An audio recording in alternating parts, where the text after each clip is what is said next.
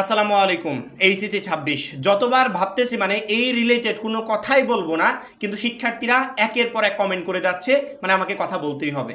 শিক্ষা বোর্ডের ওয়েবসাইটে ঢাকা এডুকেশন বোর্ড পরীক্ষার কেন্দ্রে সিসিটিভি ক্যামেরার বিষয়গুলো নিয়ে একটা নোটিশ প্রকাশ করেছিল। পরবর্তীতে ওই নোটিশটা আবার 2 তারিখে স্থগিত করে দিয়েছে।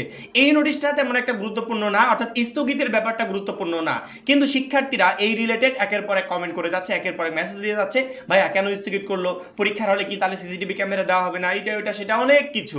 বারবার ভাবতেছি যে কথা বলবো না, এক প্রকার বাধ্য হলাম ওই রিলেটেড না এই বিষয়টা নিয়ে সতর্ক করার জন্য। মাত্র 310 টাকায় এইচএসসি 26 ব্যাচের জন্য শেষ মুহূর্তে ধামাকা অফার। শেষ মুহূর্তে আমাদের এইচএসসি 26 টার্গেট প্লাস কোর্সে যুক্ত হলে পেয়ে যাচ্ছ সকল সাবজেক্টের সাজেশন, সকল গ্রুপের পিডিএফ ও ক্লাস আকারে, বিগত বছরগুলোর বোর্ড এমসিকিউ উত্তর সহ পিডিএফ আকারে, প্রত্যেকটা সাবজেক্টের প্রত্যেকটা চ্যাপ্টার ওয়াইজ জ্ঞানমূলক অনুধাবনমূলক প্রশ্ন উত্তর পিডিএফ আকারে, ইংরেজি গ্রামার অংশে শর্টকাট টেকনিক ও দুর্দান্ত সব রেকর্ডেড ক্লাসেস, লিখিত অংশে শর্টকাট টেকনিক ও রেকর্ডেড ক্লাসেস, এইচএসসি পর্যায়ের সবচেয়ে কঠিন সাবজেক্ট আইসিটির শেষ মুহূর্তে দুর্দান্ত সব রেকর্ডেড ক্লাস, এছাড়া পড়াশোনার রুটিন, এ প্লাস গাইডলাইন সবকিছু থাকছে মাত্র এই 310 টাকার কোর্সে। যারা এখনো আমাদের কোর্সে যুক্ত হও নাই, খুবই দ্রুত করো। আমাদের কোর্সে যুক্ত হতে ভিডিওতে দেওয়া নাম্বারে 310 টাকা কোর্স ফি পাঠিয়ে এই নাম্বারই হোয়াটসঅ্যাপে আমাকে জানাবে কোর্স ফি পাঠিয়েছি, সাথে সাথে তোমাকে গ্রুপে যুক্ত করে নিব, তখন থেকে তোমার এই প্লাস প্রস্তুতি শুরু হয়ে যাবে। শেষ মুহূর্তের প্রত্যেকটা সেকেন্ড, প্রত্যেকটা মিনিট গুরুত্বপূর্ণ।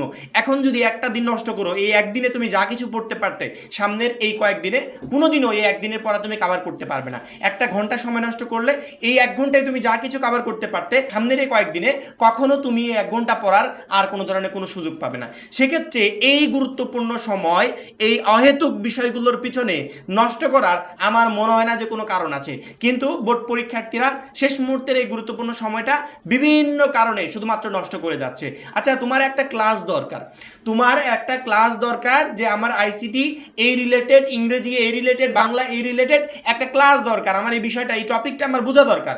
তোমার যেই টপিকটা অ্যাকুরেটলি দরকার ওই টপিক রিলেটেড ইউটিউবে গিয়ে সার্চ করো, ওই টপিক রিলেটেড ফেসবুকে গিয়ে সার্চ করো, তারপরে সুন্দর করে ক্লাসটা দেখো, শেষ হওয়া মাত্রই আবার অফ করে পড়তে বসে যাও। কিন্তু আমরা কি করছি, আমরা সেটা না করে ইউটিউবে গিয়ে দেখা যায় ক্লাস সার্চ দিতে গিয়ে আরও বিভিন্ন জিনিস দেখছি, ঘন্টার পর ঘন্টা সময় নষ্ট করছি, তারপরে লাস্টের দিকে ক্লাস কেউ দেখছে না, ওইভাবে আবার পড়ার টেবিলে ফেরত আসছি।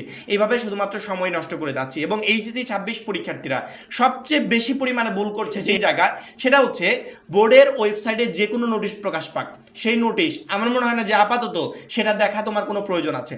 যদি নোটিশটা গুরুত্বপূর্ণ হয়, যদি আমার কাছে মনে হয় যে এই নোটিশটা এইচএসসি 26 পরীক্ষার্থীদের জন্য গুরুত্বপূর্ণ, এইটা তাদের জানা দরকার, তোমাকে বলতে হবে না তো। আমি সারাদিন ওই বোর্ডের ওয়েবসাইটের উপর নজর রাখি, বোর্ড গুরুত্বপূর্ণ নোটিশ প্রকাশ করলে আমি ভিডিওর মাধ্যমে তোমাদেরকে জানিয়ে দিব। তাহলে তোমার কেন এত মাথা ব্যথা? এই স্থগিতের এই বিষয়টা নিয়ে যে নোটিশটা প্রকাশ পেয়েছে, সেই নোটিশটা আমার কাছে গুরুত্বপূর্ণ মনে হয় নাই, কারণ কি এটা জেনে তোমার কোনো লাভ নাই, এই জন্য আমি ভিডিও বানাইনি। কিন্তু তোমরা একের পর এক কমেন্ট করে যাচ্ছ। যদি নোটিশটা গুরুত্বপূর্ণ হতো তাহলে আমি ভিডিও বানাতাম, ভিডিও বানালে তো আমার ভালো, ভিডিও বানালে সেই নোটিশটা সারা বাংলাদেশি শিক্ষার্থীরা দেখবে, আমি ভিউজ পাবো, কিন্তু আমি ওই বিষয়টা নিয়ে ভিডিওই বানাইনি, তার মানে বুঝতে হবে যে বিষয়টা তেমন একটা গুরুত্বপূর্ণ না। এই জন্য শিক্ষা বোর্ডের ওয়েবসাইটে কখন কি নোটিশ প্রকাশ পেলো এগুলো তোমাদের ভাবতে হবে না, এগুলোর জন্য আমরা আছি।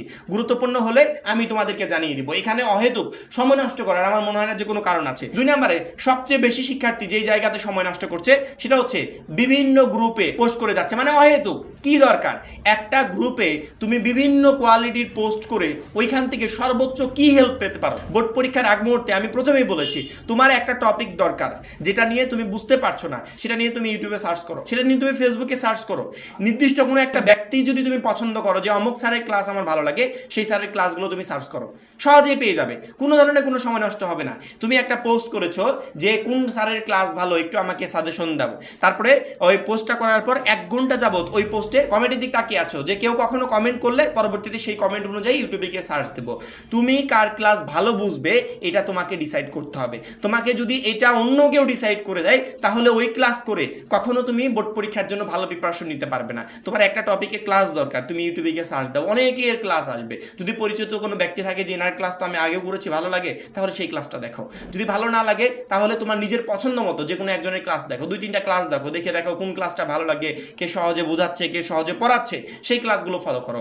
আমার মনে হয় না যে এখন এই বোর্ড পরীক্ষার গুরুত্বপূর্ণ সময়টা এইভাবে বিভিন্ন গ্রুপে পোস্ট করে তার পরবর্তীতে সেই পোস্টগুলো অ্যাপ্রুভাল হলো কি না, পোস্টের নিচে কে কে কমেন্ট করলো, কী ধরনের কমেন্ট করলো, সেগুলো দেখে ঘন্টার পর ঘন্টা সময় নষ্ট করার কোনো কোনো প্রয়োজন আছে, কিন্তু আমরা বোর্ড পরীক্ষার্থীরা এই ভুলগুলো এখন অহরহ করে যাচ্ছি। সে একটা টপিক গুরুত্বপূর্ণ না, সেই বিষয়ে আমার ভিডিও বানানোর কোনো প্রয়োজন নাই।